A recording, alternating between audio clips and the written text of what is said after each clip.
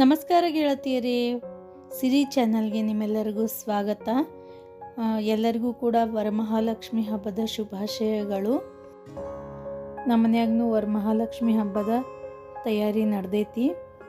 ನಾವು ಬೆಳಿಗ್ಗೆದೆಲ್ಲ ಅಡುಗೆ ಮುಗಿಸಿ ಹುಡುಗರಿಗೆಲ್ಲ ಡಬ್ಬಿ ಕಟ್ಟಿ ಸ್ಕೂಲಿಗೆ ಕಳಿಸಿ ಮನೆಯೆಲ್ಲ ಮತ್ತೊಮ್ಮೆ ಕ್ಲೀನ್ ಮಾಡಿಕೊಂಡು ಕಿಚನ್ ಕೂಡ ಪೂರ್ತಿ ಸ್ವಚ್ಛ ಮಾಡ್ಕೊಂಡೇವಿ. ಪೂಜೆಗೆ ಅಡುಗೆ ಮಾಡ್ಕೋಬೇಕಲ್ಲ, ಅದಕ್ಕೋಸ್ಕರ ಕ್ಲೀನ್ ಮಾಡಿ ರೆಡಿ ಮಾಡಿ ಇಟ್ಕೊಂಡಿನಿ. ಡೈಲಿ ಪೂಜೆನೂ ಮುಗ್ದೈತಿ, ಹೊಸ್ಲ ಪೂಜೆನೂ ಆಗೈತಿ. ಹೊಸ್ಲಕ್ಕೆ ರಂಗೋಲಿ ಹಾಕಿರಲಿಲ್ಲ, ಪಟ್ನೆ ಒಂದು ರಂಗೋಲಿ ಹಾಕಿಬಿಡ್ತೀನಿ. ಈ ಅರ್ಜೆಂಟಿಗೆ ಯಾವ ಡಿಸೈನು ನೆನಪು ಬರಲ್ಲ ನೋಡ್ರಿ, ಅದಕ್ಕೆ ಸಿಂಪಲ್ ಆಗಿ ಈ ರೀತಿ ರಂಗೋಲಿ ಹಾಕ್ಬಿಟ್ಟೆ. ಹಾಗೆ ನನ್ನ ಚಾನಲ್ದೊಳಗೆ ಒಂದಿಷ್ಟು ಸಿಂಪಲ್ ಆದಂತಹ daily rangoli designs, free hand ಡಿಸೈನ್ಸ್ಗಳನ್ನು ಅಪ್ಲೋಡ್ ಮಾಡೀನಿ.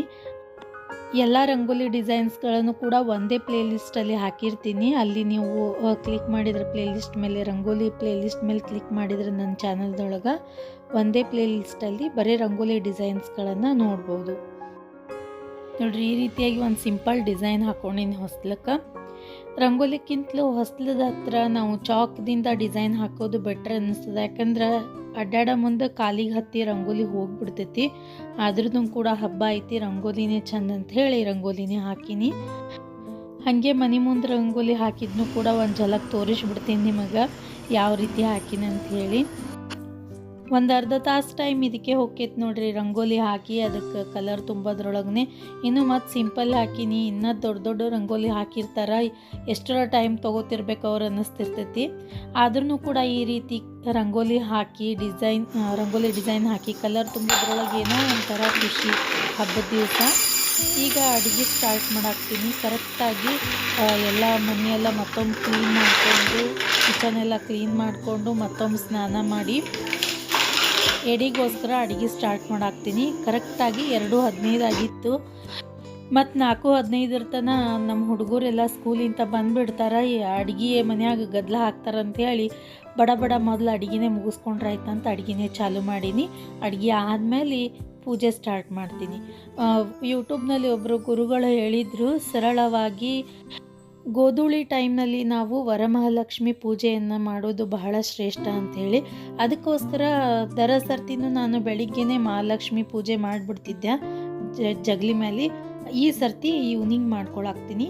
ಮಧ್ಯಾಹ್ನ ಅಡುಗೆ ಸ್ಟಾರ್ಟ್ ಮಾಡೀನಿ. ಯಾಕಂದ್ರೆ ಹುಡುಗರು ಬರೋದ್ರೊಳಗೆ ನಮ್ಮ ಅಡುಗೆ ಮುಗಿಬೇಕು, ಅದಕ್ಕೋಸ್ಕರ ಮೊದಲು ಹೋಳಿಗೆಗೆ ಬೇಳೆ ಇಟ್ಕೊಂಡು ಹಿಟ್ಟನ್ನ ಅದಕ್ಕೆ ಸ್ಟಾರ್ಟ್ ಮಾಡೀನಿ. ಹಾಗೆ ಈ ಹೋಳಿಗೆ ರೆಸಿಪಿಯನ್ನು ಮತ್ತು ಹೋಳಿಗೆ ಸಾರಿನ ರೆಸಿಪಿಯನ್ನು ಸಪ್ರೇಟಾಗಿ ನನ್ನ ಚಾನಲ್ದೊಳಗೆ ಅಪ್ಲೋಡ್ ಮಾಡ್ತೀನಿ. ಅದನ್ನು ಕೂಡ ನೀವು ನೋಡ್ಬೋದು. ನೆಕ್ಸ್ಟ್ ಬರೋ ವಿಡಿಯೋಸ್ಗಳಲ್ಲಿ ಅವುಗಳನ್ನು ಕೂಡ ಅಪ್ಲೋಡ್ ಮಾಡ್ತೀನಿ. ಹಿಟ್ಟು ನಾದಿ ಇಟ್ಕೊಂಡಾಯಿತು. ಮೈದಾ ಹಿಟ್ಟಿನಿಂದ ಮಾಡೀನಿ. ನೀವು ಗೋಧಿ ಹಿಟ್ಟಿನಿಂದನೂ ಕೂಡ ಹೋಳಿಗೆಯನ್ನು ಮಾಡ್ತಾರೆ ನಮ್ಮ ಕಡೆ. ಈ ಸರ್ತಿ ನಾನು ಮೈದಾ ಹಿಟ್ಟು ನಾದ್ಕೊಂಡು ಮಾಡೀನಿ. ಹಾಗೆ ಸಾರಿಗೂ ಕೂಡ ರೆಡಿ ಮಾಡ್ಕೊಳಾಕ್ತೀನಿ. ಹೋಳಿಗೆ ಸಾರಿಗೆ ಉಳ್ಳಾಗಡ್ಡಿ ಅದೆಲ್ಲ ಹುರ್ಕೋಬೇಕು, ಟೊಮೆಟೊ ಹುರ್ಕೋಬೇಕು, ಮಸಾಲೆ ರೆಡಿ ಮಾಡ್ಕೋಬೇಕು. ಅದಕ್ಕೆ ಸ್ವಲ್ಪ ಟೈಮ್ ಹಿಡಿತೈತಿ. ಹೋಳಿಗೆ ಸಾಂಬಾರು ರೆಸಿಪಿಯನ್ನು ನೆಕ್ಸ್ಟ್ ಬರೋ ವಿಡಿಯೋಸ್ಗಳಲ್ಲಿ ನಾನು ಅಪ್ಲೋಡ್ ಮಾಡಿರ್ತೀನಿ. ಅಲ್ಲಿ ನೀವು ಚೆಕ್ ಮಾಡಿ ನೋಡ್ಕೋರಿ. ನೀವು ಸಬ್ಸ್ಕ್ರೈಬ್ ಮಾಡೋದ್ರಿಂದ ನಾನು ಹಾಕುವಂತಹ ಎಲ್ಲ ವಿಡಿಯೋಸ್ಗಳ ನೋಟಿಫಿಕೇಷನ್ ನಿಮ್ಮ ಮೊಬೈಲ್ಗೆ ಬರ್ತೈತಿ. ಅದಕ್ಕೋಸ್ಕರ ನಮ್ಮ ಚಾನಲ್ಗೆ ನೀವು ಸಬ್ಸ್ಕ್ರೈಬ್ ಮಾಡಿಕೊಂಡು ಆಲ್ ಅನ್ನೋ ಬಟನ್ ಬರ್ತದಲ್ಲ, ಅಲ್ಲಿ ನೀವು ಕ್ಲಿಕ್ ಮಾಡಬೇಕು. ಬ್ಯಾಳಿ ಕುದ್ದೈತಿ. ಹೋಳಿಗೆ ಸಾಂಬಾರ್ಗೆ ಮೇನ್ ಇಂಪಾರ್ಟೆಂಟೇ ಈ ಕಟ್ಟರಿ. ಇದನ್ನು ನಾವು ತಗೊಂಡು ಆಮೇಲೆ ಬ್ಯಾಳಿ ಸೇರಿಸಿ ಹೂರ್ಣ ಮಾಡಿ ರೆಡಿ ಮಾಡಿ ಇಟ್ಕೊತೀವಿ.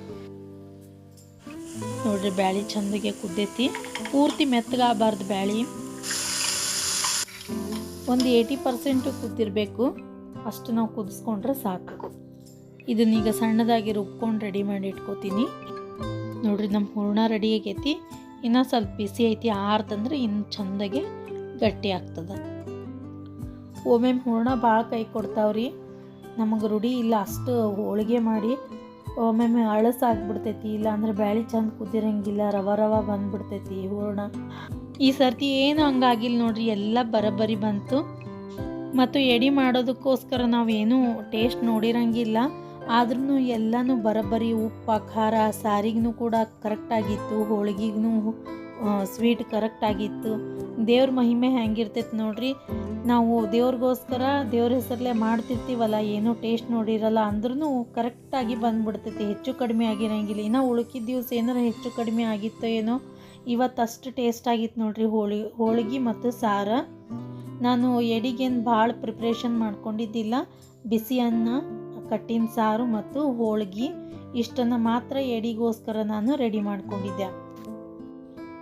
ಈಗ ಒಂದು 4 ಹೋಳಿಗೆ ಮಾಡಿಕೊಂಡು ಪೂಜೆಗೆ ರೆಡಿ ಮಾಡ್ಕೋತೀನಿ ರೀ.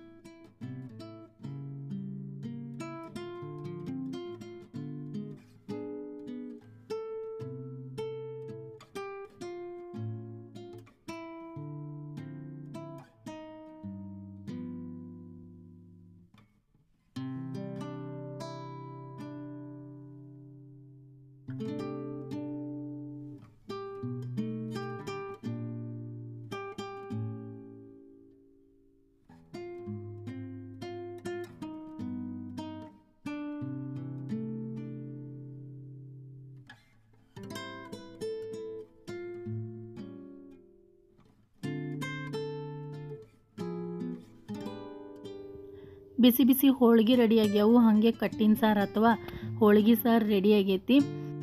ಇದೆಲ್ಲ ಮುಗಿಸುವಷ್ಟಿಗೆ 4:45 ಆಗಿತ್ತು. ಕರೆಕ್ಟಾಗಿ ಹೂವದೆಲ್ಲ ಪೋಣಿಸ್ಕೊಳ್ಳೋಷ್ಟಿಗೆ ಗೋಧೂಳಿ ಟೈಮಿಗೆ ನಮ್ಮದು ಪೂಜೆ ಸ್ಟಾರ್ಟ್ ಆಗಿತ್ತು ರೀ. ಮುಂದೆ ಬರೋ ವಿಡಿಯೋದೊಳಗೆ ಬರೀ ಪೂಜೆ ಯಾವ ರೀತಿ ಮಾಡೀನಿ ಅಂಥೇಳಿ ತೋರ್ಸಾಕ್ತೀನಿ ಸಿಂಪಲ್ಲಾಗಿ. ಮೊದಲಿಗೆ ಅಷ್ಟದಳದ ರಂಗೋಲಿ ಹಾಕೋದರ ಮೂಲಕ ಈ ಪೂಜೆಯನ್ನು ಸ್ಟಾರ್ಟ್ ಮಾಡೀನಿ. ಈ ವಿಡಿಯೋ ನಿಮಗೆಲ್ಲ ಇಷ್ಟ ಆಗಿತ್ತು ಅಂದ್ರೆ ಲೈಕ್ ಮಾಡಿರಿ, ನಿಮ್ಮ ಫ್ರೆಂಡ್ಸ್ ಮತ್ತು ಫ್ಯಾಮಿಲಿ ಜೊತೆ ಶೇರ್ ಮಾಡಿಕೊಡ್ರಿ. ಹಾಗೆ ನಮ್ಮ ಚಾನಲ್ಗೆ ಸಬ್ಸ್ಕ್ರೈಬ್ ಮಾಡಿರಿ. ನೀವು ಸಬ್ಸ್ಕ್ರೈಬ್ ಮಾಡೋದ್ರಿಂದ ನಾನು ಹಾಕುವಂತಹ ಎಲ್ಲ ವಿಡಿಯೋಸ್ಗಳ ನೋಟಿಫಿಕೇಷನ್ ನಿಮ್ಮ ಮೊಬೈಲ್ಗೆ ಬರ್ತೈತಿ. ಹಾಗೆ ನನಗೂ ಕೂಡ ಹೊಸ ವಿಡಿಯೋಸ್ಗಳನ್ನು ಮಾಡೋದಕ್ಕೆ ಒಂದು ಮೋಟಿವೇಶನ್ ಸಿಕ್ಕಂಗೆ ಆಗ್ತೈತಿ. ಅದಕ್ಕೋಸ್ಕರ ಸಬ್ಸ್ಕ್ರೈಬ್ ಮಾಡೋದನ್ನು ಮಾತ್ರ ಮರಿಬೇಡ್ರಿ. ಈ ವಿಡಿಯೋವನ್ನು ನೋಡಿದ್ದಕ್ಕೆ ನಿಮ್ಮೆಲ್ಲರಿಗೂ ಧನ್ಯವಾದಗಳು.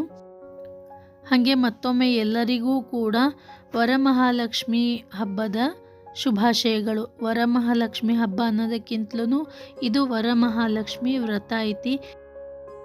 ಯಾವುದೇ ಕಾರಣಕ್ಕೂ ನಮ್ಮ ಸಂಪ್ರದಾಯಗಳನ್ನು ಬಿಡದೇ ಮುಂದಿನ ಪೀಳಿಗೆಗೆ ಈ ವ್ರತ ಮತ್ತು ಪೂಜೆಗಳ ಮಾಹಿತಿಯನ್ನು ಈ ಪೂಜೆ ಮಾಡೋದ್ರ ಮೂಲಕ ನಾವು ತಿಳಿಸ್ಕೊಡ್ಬೇಕಾಗ್ತೈತಿ. ಅದನ್ನೆಲ್ಲ ನಾವು ನಮ್ಮ ಮಕ್ಕಳನ್ನು ಈ ಪೂಜೆಗಳಲ್ಲಿ ತೊಡಗಿಸ್ಕೊತಾನೆ ಅವರಿಗೂ ಕೂಡ ತಿಳಿಸ್ಕೊಡ್ಬೇಕು. ಅಂದಾಗ ಮಾತ್ರ ನಮ್ಮ ಸಂಪ್ರದಾಯ ಮುಂದುವರಿಸ್ಕೊಂಡು ಹೋಗೋಕ್ಕಾಗ್ತೈತಿ.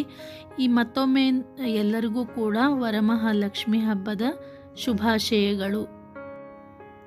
ಈ ವಿಡಿಯೋವನ್ನು ನೋಡಿದ್ದಕ್ಕೆ ನಿಮ್ಮೆಲ್ಲರಿಗೂ ಧನ್ಯವಾದಗಳು.